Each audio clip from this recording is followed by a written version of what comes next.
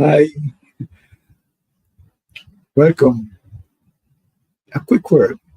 If there's anyone within the sound of my voice who is saying, I'm on because I'm curious, this idea of people misunderstanding instructions is alien to me. It is for that reason that I am here. If that is the case, please type in the chat so that we can link up afterwards or send me an email. I need to meet you. If this idea of instructions not landing well, people not understanding them.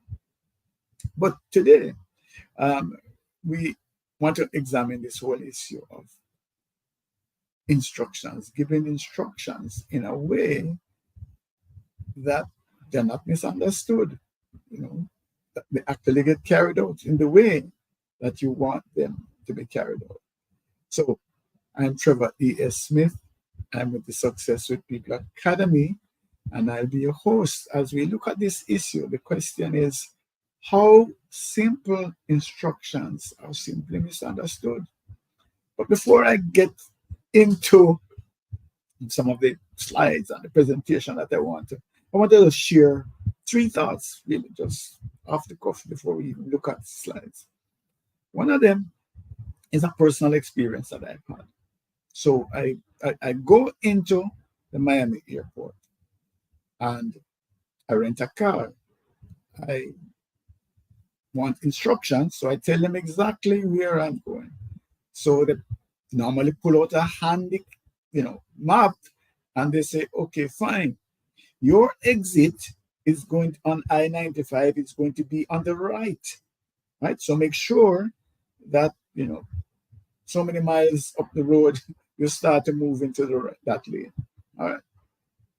And then they give me the instructions, the final instructions to my destination.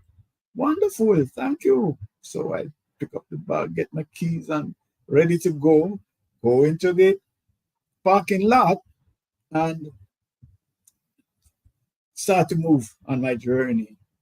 Um, yeah, after I circled once, not exactly sure. So I sort of pull over somewhere and say to someone who looks as if they would know, how do I get onto I-95? How do I get out of the airport? And I've been telling the story. I've been working with teams and helping people to be their best selves for a long time. And so you might have heard the story. But the point, though, and this is the key, I think the most important takeaway from our time that we want to share this evening is this, that you need to meet people where they are. Yeah, need to meet people where they are. So the helpful rental car agent just assumes that I know how to get onto I-95. That person would have been better able to help me if they were saying, okay, fine, your car is parked in this lot. You're going to turn right when you come out, and then, XYZ, so this is how you get onto I-95. So that's the key. That's one of the key learnings then, is meet people where they are. Speak to me at a level, at a point at which I am. Sometimes we start far down the road. Yeah.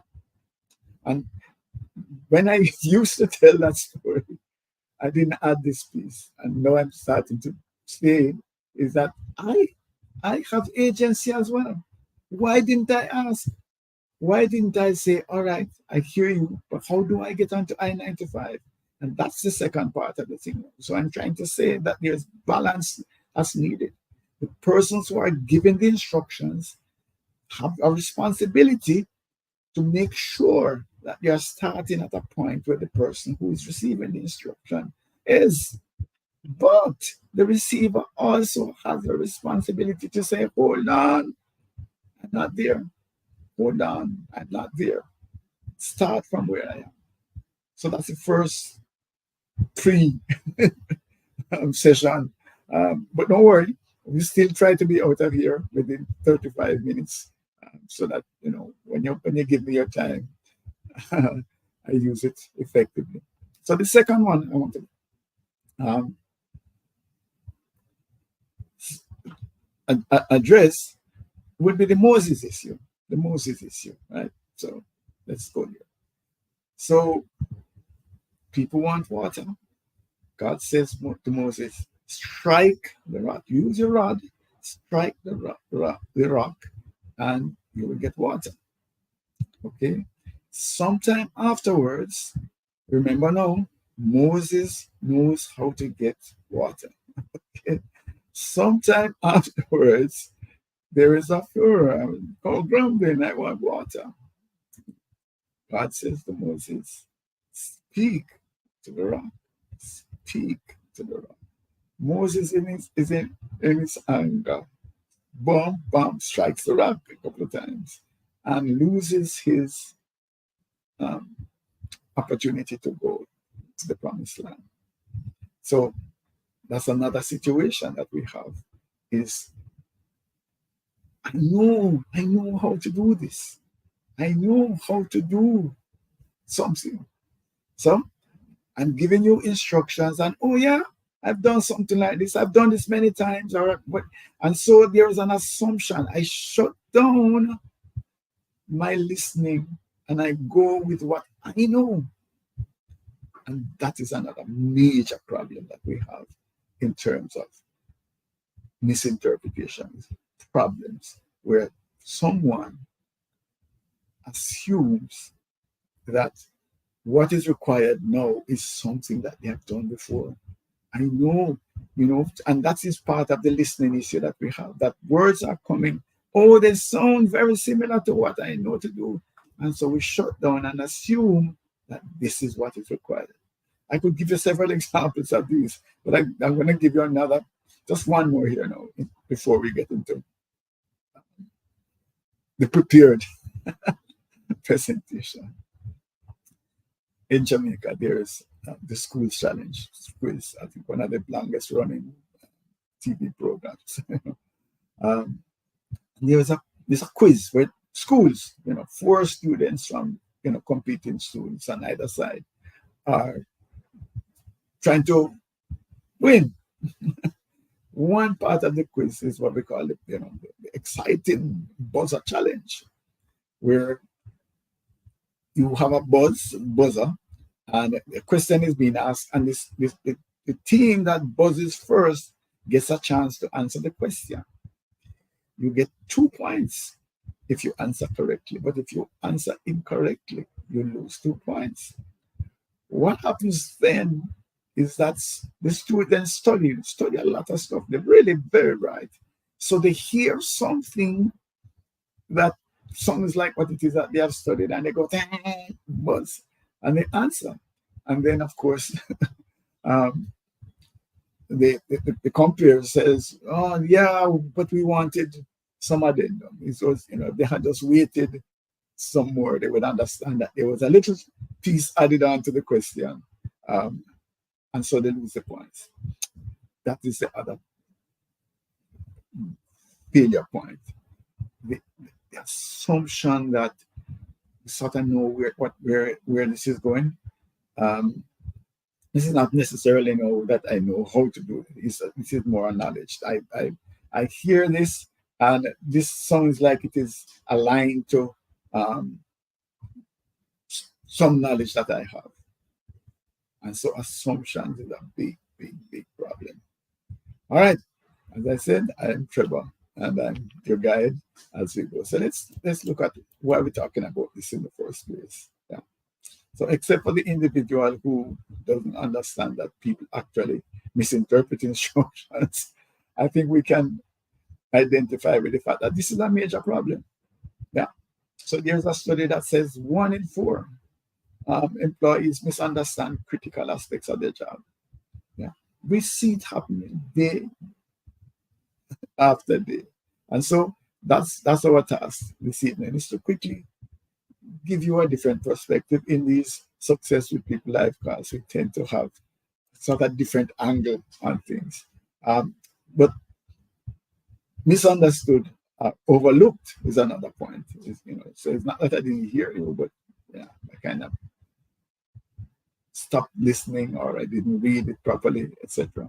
That's a feature of the workplace, and it comes from a slew of different reasons, different fault areas, if you want.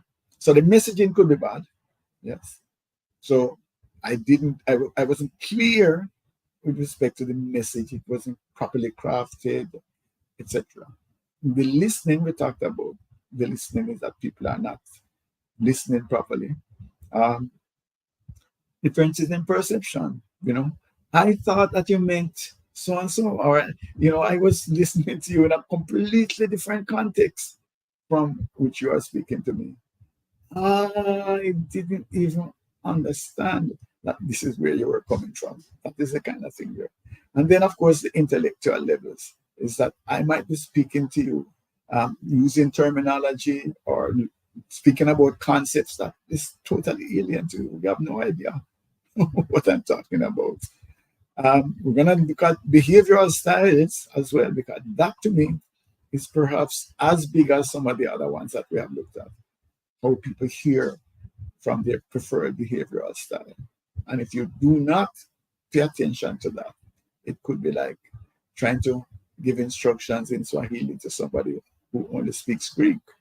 And we can see here 37 billion. That's a study as reported in SHRM. But what can we do then? If this thing is such a big issue, what can we do? That's our task. So let me accelerate now so that I can get out of here in the promised time. So let us look at this case. This is a simple one, and I'm going to look at a couple of cases and then move into how the behavioral styles make a difference. So this manager sends an email to a colleague, says, hey, I have this report. I want you to format it. We need to get this out to the client tomorrow. So please pay attention, get it done so that we can send it off to the client on time. The person receives it, looks at it, okay, fine. I'll format it. And then, get it done, even work some overtime, put it on manager's desk. And oh my God, what is this? What have you done? This is not what I wanted. No, no, no. And so we have a big problem there. So the takeaway from, and this happens, this is just a version of things like this that happen all the time, is that when you're given instructions, I think you need to be clear, very specific, very granular. Go down into the details. Yeah, this is the font I want you to use, right? Even down to that. Yeah, and the receiver, the person, yes, sometimes we don't want to sound as if we are stupid or we can't just understand that we don't have any initiative, and so we take it on. Yeah. Maybe the boss is empowering me. Boss wants me to take on this and do it. So some of that is there as well. But we have to be careful that we don't rush ahead and do things without getting the instructions clear. So again, there's agency. Ask questions. So one way of going about it for me is to say, for the avoidance of error, I just want to clarify this. If I use this font, will you be all right with that, etc. You're not looking stupid. You're just making sure that everything is all right. This one is a big one. And the cases that I'm sharing here are true to life, really, but we have to change some of the dynamics to protect the situation. So, big investment in preparing for a big bid. Night after night, all sort of research work. The bid is finalized overnight. The project manager makes sure the envelope is prepared, places a note, prominent note on the bid document, puts it in the pile for the bearer to take it out the next morning. So, normally you have a bid opening. So the project manager goes, sits in the room, and the bids are being opened. None. This hundreds of thousands of dollars of preparation. It's not there. So, distress, the project manager goes back and says to the bureau, what's happening here? And the bureau said, no, what do you mean? I drop it in the usual box. Ding, ding, ding. No, this wasn't a usual thing. That's why the note was placed carefully there to let you know this was not a usual. And so the blame game started. And of course, you know who would have been fired. So, so for me, one of the most significant causes of this kind of catastrophe is, again, going back to the failure to meet people where they are. So if we could learn to actually stand, put yourself in the shoe of the person who is receiving the instructions, we would be better off. We would reduce errors, and also, by the way, interpersonal relationships would be enhanced. So what happened here? They now fired their followed routine, and this thing has been happening. We have been doing bids, and it's a routine thing. We just get it and do what I'm doing. That's normal. But let us move back now to the still employed project manager. What could that project manager have done to avoid this? If the project manager had placed herself in the bearer's shoe, she would have remembered that there's chaos in the morning. There are all sorts of documents. You make sure you get this done further.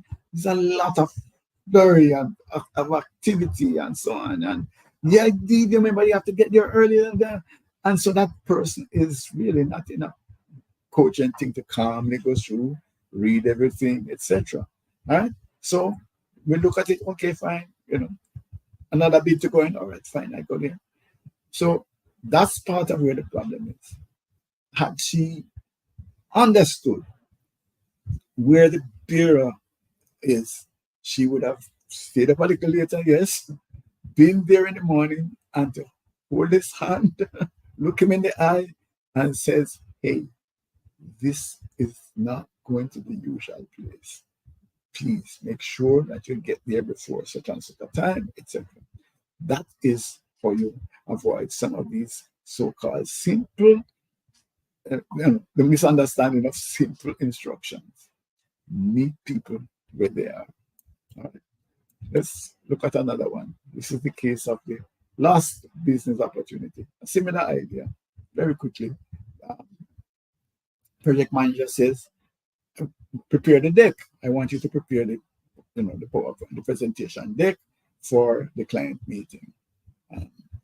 Again, is this an opportunity for me to step up, or am I being trusted because yes, I'm competent? This is being left to me then to create this presentation. The problem is, yes, I can do it, but here's the mistake now, is that I haven't been given the information as to the client needs. So I prepare a generic presentation, and of course, it doesn't fit at all because there are a lot of irrelevant things in it, and the things that the client wants not addressed at all. Again, we know the basic message here, that if you're giving instructions, you need to give sufficient guidance and provide some context so the person knows what it is that you're looking for. And again, I am very balanced here. I'm saying the receiver. Seek clarifications, ask questions. You better be in a position where the person is saying, oh man, no more questions, just do something. But ask, make sure that you are clear what is expected before you go on to the job. One more before we look at how to deal with behavioral styles as well. This is one that's kind of amusing. So the manager books room. We're going to have a team brainstorming session. Sends out the email. He believes in the email is well done. So she sends the date, the time, the location, everything. Okay? So to her amazement, on the day And the time of the meeting, only half of the class, half of the team is there. Some of them are gone elsewhere, and there's confusion. And so how could I um, assign some blame to this team manager who has gone through all the trouble? She sent the date, the time, the location well in advance. No, man. Come on, Trevor, you're being difficult now. Hear me now, though. If you are the team leader, here's another principle. You need to know the behavioral styles of your team. You need to understand the behavioral style of your team.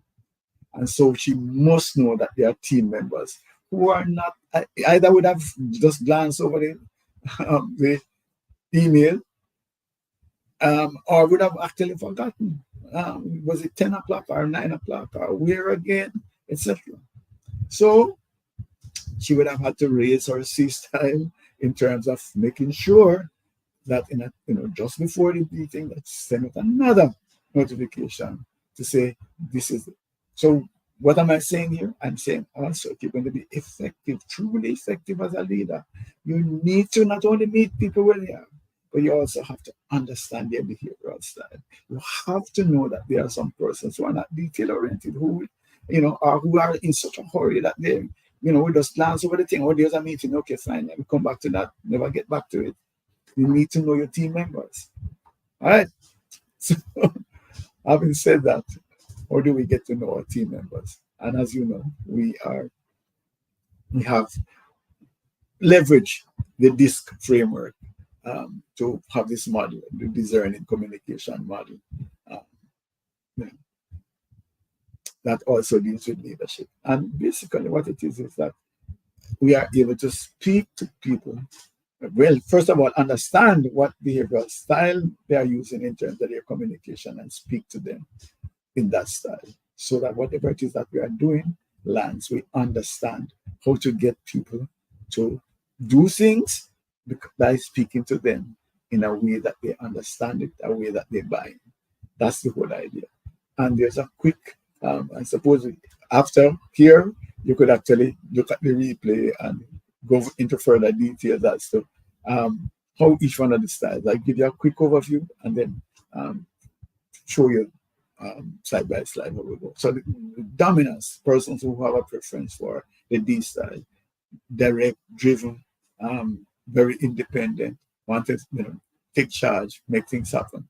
So one of the keys to D style thinking is quick on your feet. All right. So basically, the idea is going to be, okay, I got it. This is the Moses second thing. I know how to get water, so I'm going to deal with it. So that's part of a problem with the D style. So if you are giving instruction to someone who has a preference for this style, don't stop when they say to you, yeah, man, okay, fine, I know, leave it to me. No, I want it. So explain to me what it is that you hear me saying. What are the instructions? Let them tell you what it is that they have heard. Do not assume that they have got it. Okay. And then also bear in mind that they might say, yeah, I've got it, etc., but they have another plan. You need to monitor compliance. You need to make sure that what it is that you have asked them to do is going to be done. All right.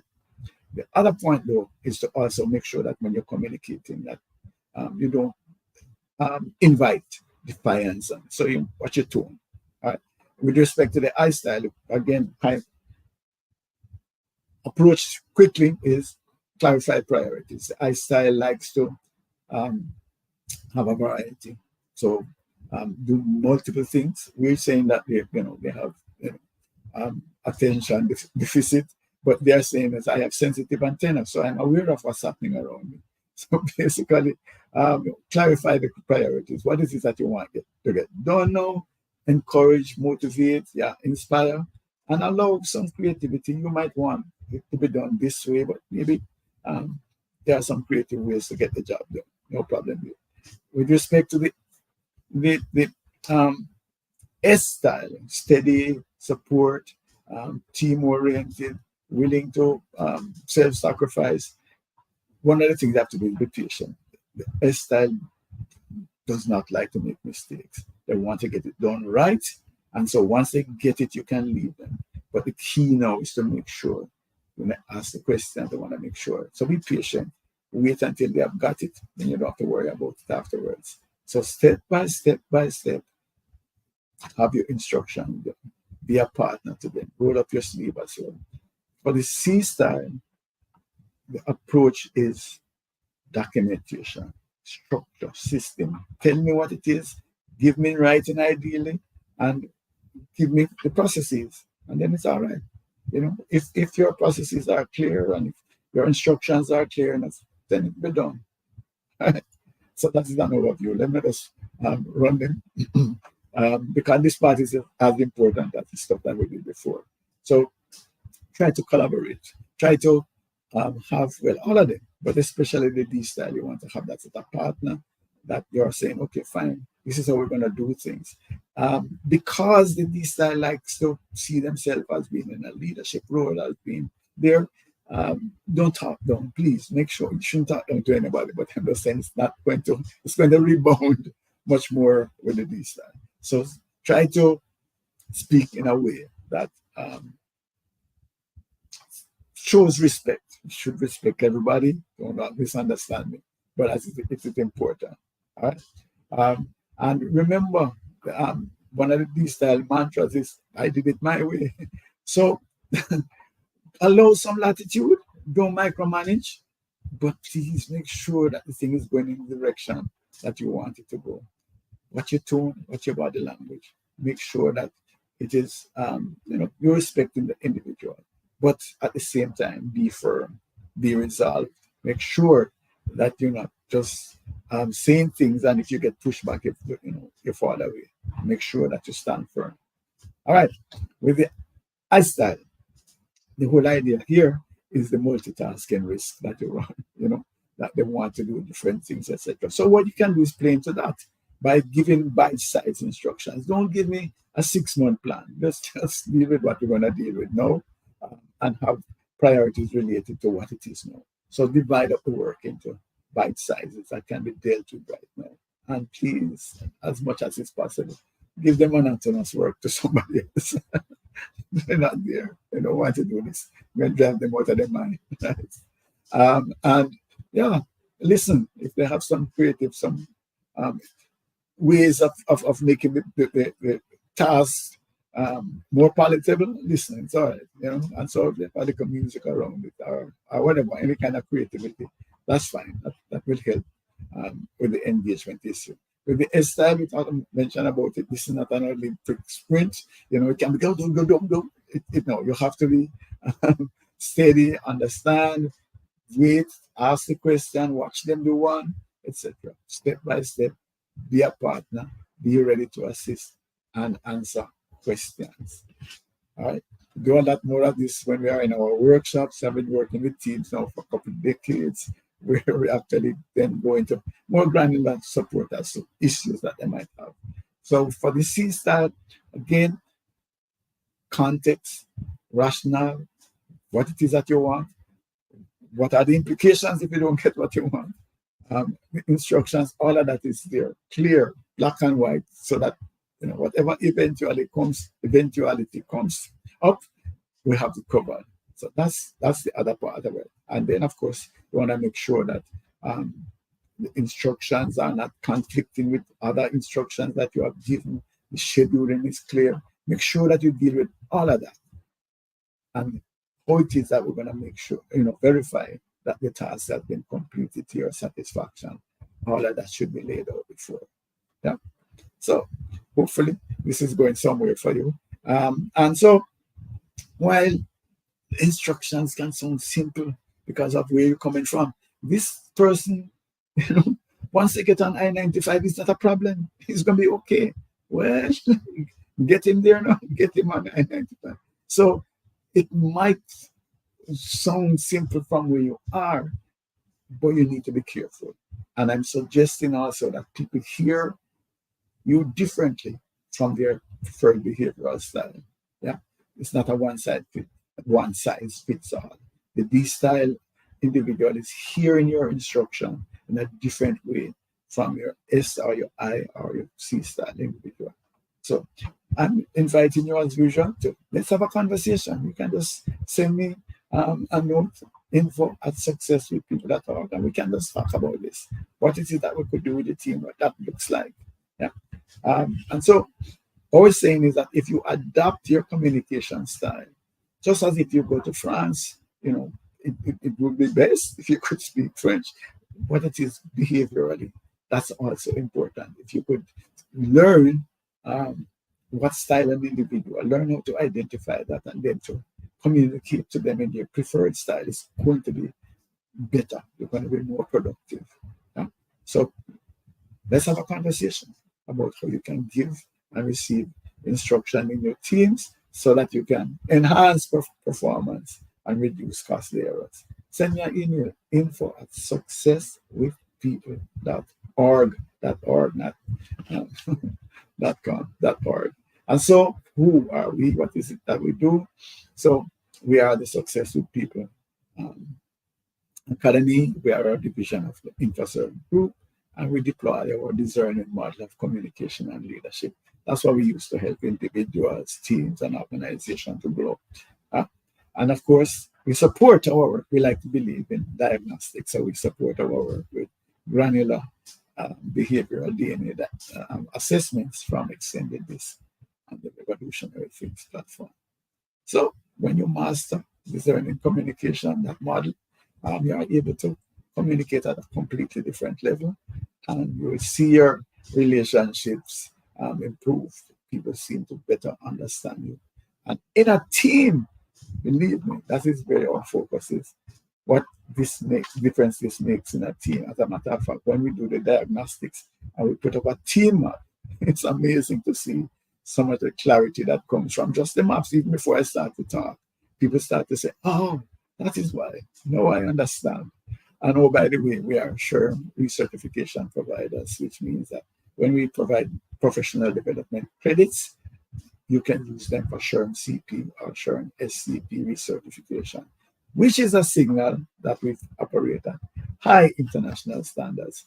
Want to provide you some additional information? These live casts are actually on YouTube.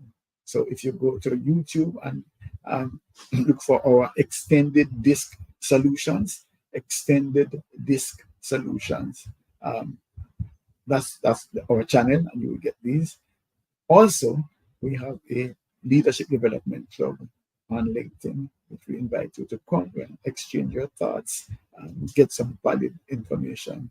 And of course, there's a companion newsletter, the Success with People newsletter, on LinkedIn as well, where you can subscribe. So I want to thank you for your time. Again, I am Trevor E.S. Smith. I'm with the Success with People Academy, and I look forward to being with you next week.